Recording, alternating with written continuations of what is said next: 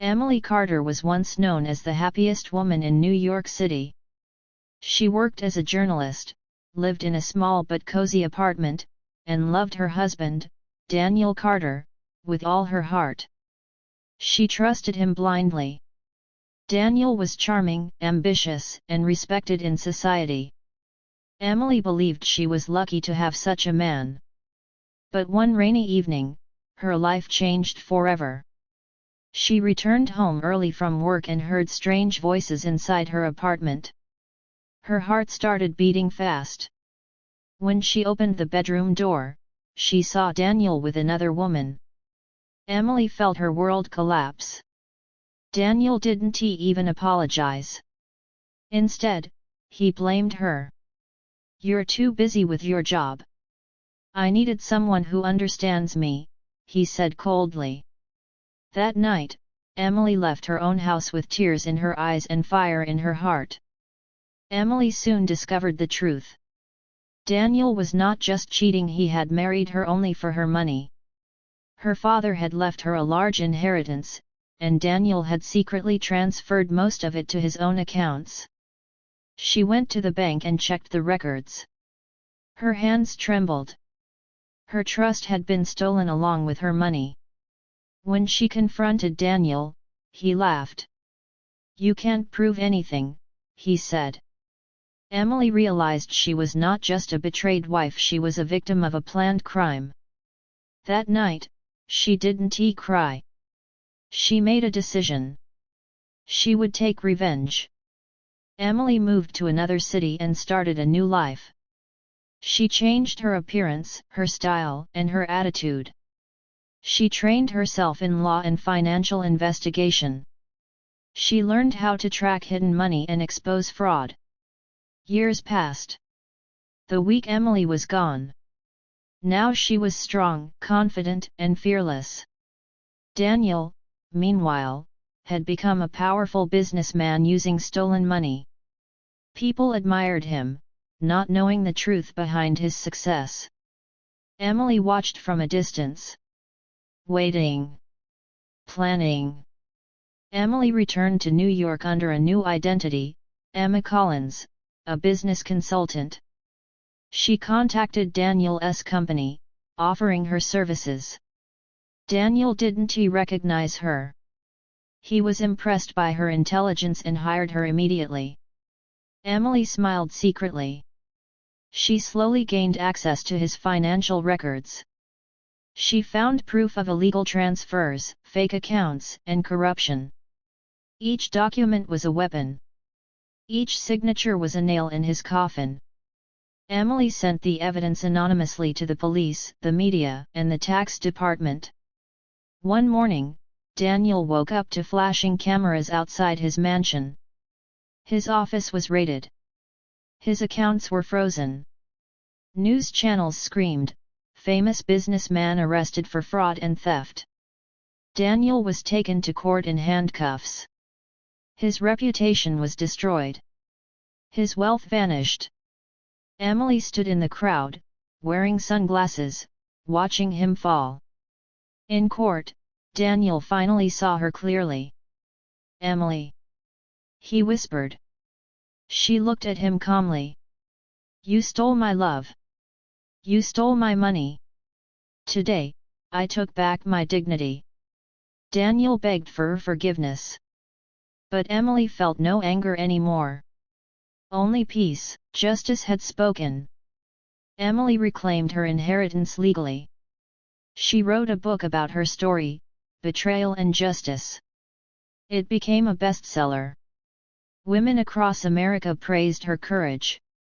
She started an organization to help betrayed and abused women fight for their rights. Emily did not destroy her life for revenge. She rebuilt it with strength. Moral of the story: a woman is not weak. When betrayed, she can rise stronger than ever. Revenge is not about violence, it is about justice, dignity, and self-respect. Daniel was not alone in his crimes. During the court investigation, Emily discovered another name, Richard Moore, Daniel's business partner and her former close friend. Richard had helped Daniel hide the stolen money overseas. He was smart, dangerous, and still free. Emily felt the old wound open again. One enemy is punished, but the real mastermind is still walking free, she thought. Her fight was not over. Emily reopened her old case files. She followed Richard's business trail from New York to Los Angeles. He was now running a luxury real estate company. To the world, he was a respected businessman. In reality, he was a thief wearing a suit. Emily changed her identity again and became Laura Bennett, an investor from Texas. She arranged a meeting with Richard. When he shook her hand, he smiled. But he did not know he was shaking hands with his own destroyer. Emily slowly entered Richard's business world. She invested small amounts of money to gain his trust. Richard admired her confidence. He shared secrets with her, thinking she was on his side. Emily recorded every conversation. She copied every illegal file. At night, she worked quietly. In the daytime, she acted friendly. Revenge needs patience.